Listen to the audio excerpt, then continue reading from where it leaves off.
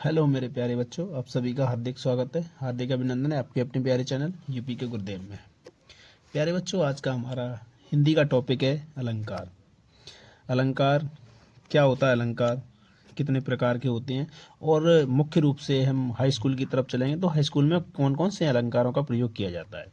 ठीक है ना। अलंकार अलंकार हमारे दो प्रकार के होते हैं। एक होता है शब्दालंकार, शब्दालंकार, और दूसरा होता है हमारा अर्थालंकार। ठीक है ना। ये होता है हमारा अर्थालंकार। शब्दालंकार और अर्थालंकार।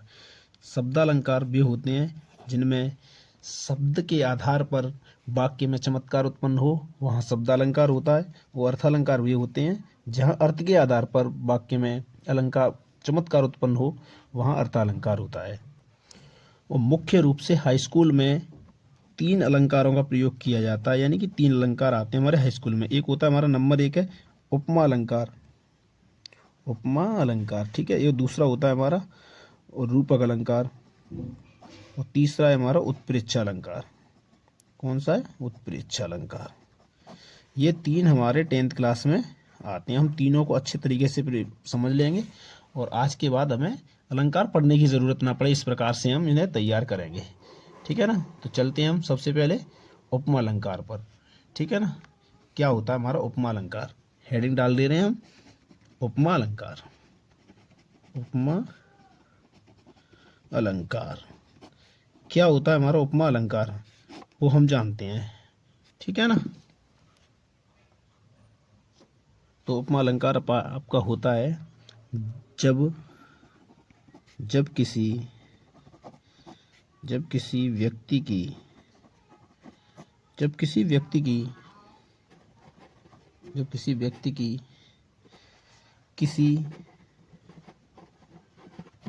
किसी किसी अन्य व्यक्ति या वस्तु से समान समान गुणधर्म समान गुणधर्म समान गुणधर्म के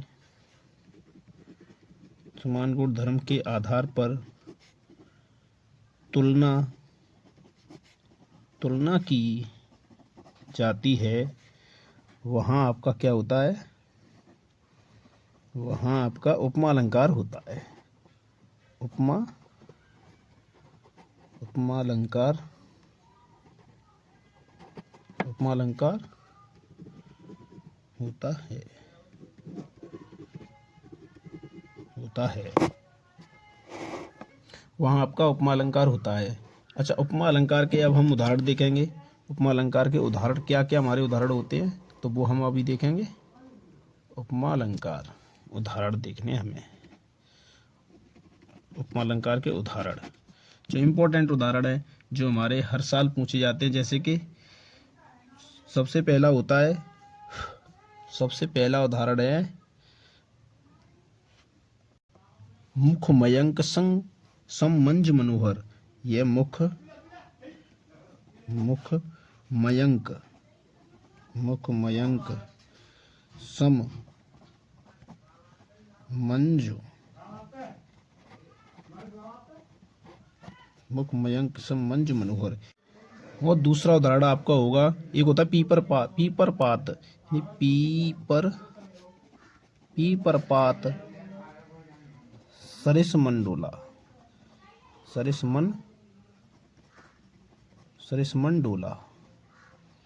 पीपर पात सरिस मंडोला। एक ये होता है आपका।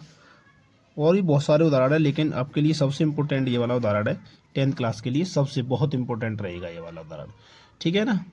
तो अब दूसरी हमारा अलंकार रहेगा। ये है हमारा दूसरा अलंकार। क्या था? रूपक अलंकार। क्या था? रूपक अलंकार। रूपक अलंकार। ठीक है। ये हमारा रूपक अलंकार होगा। रूपक अलंकार की परिभाषा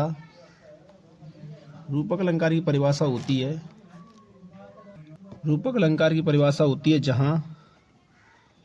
जहाँ उपमेय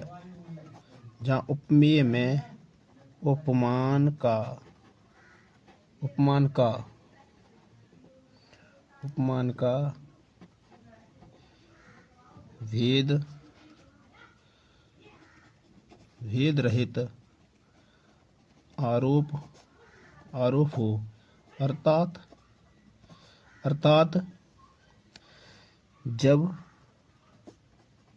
जब किसी, जब किसी व्यक्ति, जब किसी व्यक्ति, जब किसी व्यक्ति को, जब किसी व्यक्ति को किसी अन्य, किसी अन्य, किसी अन्य व्यक्ति या वस्तु, व्यक्ति या वस्तु का रूप दे दिया जाए, रूप दे दिया, रूप दे दिया जाए, वहां आपका क्या होगा, वहां रूपक अलंकार होगा, वहां रूपक अलंकार होगा। ठीक है, ये हमारा रूपक अलंकार होगा। रूपक अलंकार के बहुत सारे उदाहरण हैं, रूपक अलंकार के बहुत सारे उदाहरण हैं, उसमें से हम कुछ उदाहरण लिखेंगे। यहाँ पे उदाहरण है, एक सबसे सबसे इम्पोर्टेंट एक उदाहरण है, चरण कमल बंदों हरे राही। ये है हमारा चरण, ये हमारा उदाहरण है, चरण कमल, चरण कमल बंदों हरे राही, चरण कमल बंदों हरे राही।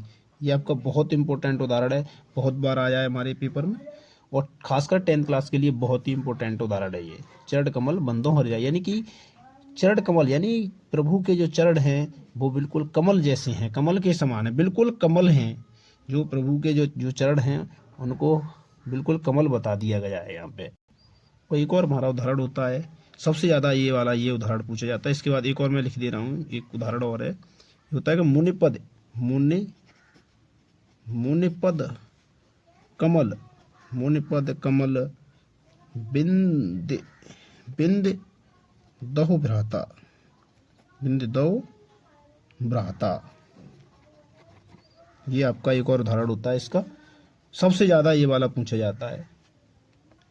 और आपका अगला जो समास वो अलंकार होगा, अगला अलंकार आपका होता है उत्प्रेक्षा अलंकार, उत्प्रेक्षा अलंकार सबसे मोस्ट इम्पोर्टेंट है उत्प्रेक्षा अलंकार, क्योंकि इसके उदाहरण जो है ना वो बड़े बड़े से होते हैं थोड़े से, इसलिए से। और उत्प्रेक्षा अलंकार की परिभाषा क्या होगी हमारी, परिभाषा आपकी बहुत इम्पोर्टेंट परिभाषा है कि जहाँ, जहाँ उपमेय, जहाँ उपमेय में उपमान की, जहाँ उपमेय में उपमान की, जहाँ उपमेय में उपमान की संभावना, संभावना की जाती है, जहाँ उपमेय में उपमान की संभावना की जाती है, वहाँ,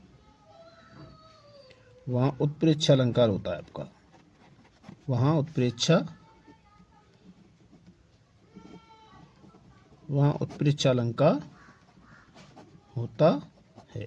ठीक है ना, वहाँ उत्प्रेक्षा अलंकार होता है। अब इसके उदाहरण होंगे, बहुत ही इंपॉर्टेंट उदाहरण है, एक बहुत बार पेपर में पूछा गया है, वो उदाहरण हम बताएंगे। वो ये कि सोह तोड़े पीठ पत श्याम सलोने गात, मलो नींद में सैल पे आता प्रयो प्रभात। ये बहुत इंपॉर्टेंट उदाहरण है, वो उदाहरण हम लिखेंगे। सबसे ज़्यादा यही एग्जाम में पूछा जाता है उदाहरण। ठीक है ना, यही है कि सोहत उड़े पीठ पत श्याम सलोने गात, सोहत, सोहत उड़े, ओढ़े पीठ पत, पीतु, पीतु पट, सोत ओढ़े पीठ पत श्याम सलोने, सलोने गात, श्याम सलोने गात, मनो, मनो नीलमन, मनो नीलमल सैल पे, सैल पर, आतप, आत आतपु, आतप, परयो प्रभात, परयो प्रभात, आतप परयो प्रभात। ये हमारा इम्पोर्टेंट उदाहरण है, ये हमारा इसका, ठीक है ना, बहुत इम्पोर्टेंट उदाहरण रहेगा। मतलब सुअत, हाँ इसकी एक और परिभाषा होती है वो मैं बता दे रहा हूँ। उदाहरण देख करके हम अनुमान लगा सकते हैं कि इसमें कौन सा हमारा अलंकार है, ठीक है ना। जैसे कि जनु, जनु, जनु जानु, जनु जानु, मनु मानु, मनु मानु, जो जो, ऐसे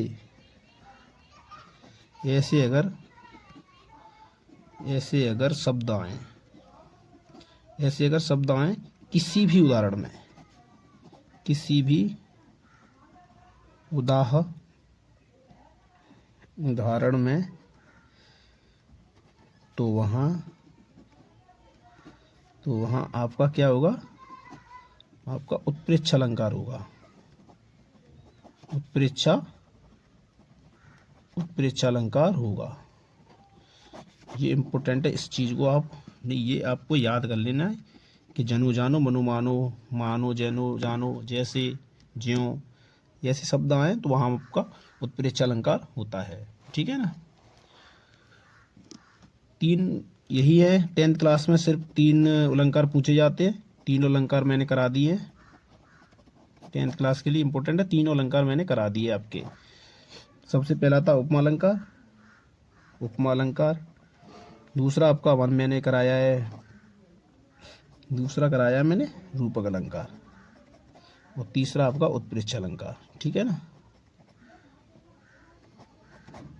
ठीक है ना। ये तीनों अलंकार मैंने करा दिए हैं, बहुत इंपॉर्टेंट है। इसमें से एक आ जाएगा आपका, अच्छे से करके आना है, वो भी 2 नंबर में आएगा।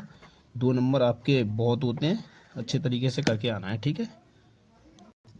तो आप चैनल पर नए हैं तो चैनल को प्लीज़ सब्सक्राइब कर लें, ताकि हमारी सभी वीडियोस आप तक पहुंचती रहें। और मैं धीरे धीरे सभी वीडियोस डालता रहूँगा, हिंदी की, मैथ्स की और इंग्लिश की भी मैं बहुत जल्दी वीडियोस आएंगी, इंग्लिश भी बहुत जल्दी कराऊंगा। मैथ्स और हिंदी तो मैं आपकी कंप्लीट कराऊंगा ही कराऊंगा, और एग्ज़ाम से पहले पूरी फुल रिवीजन हो जाएगा आपका, ठीक है ना। 2025 के लिए आपके कितने से 24 फरवरी से पेपर है ना, तो आपके तब तक हो जाएगा, ठीक है। अगर आप चैनल पर नए हैं तो चैनल को प्लीज़ सब्सक्राइब कर लें, ताकि हमारी सभी वीडियोस आप तक पहुंचती रहें। Thank you.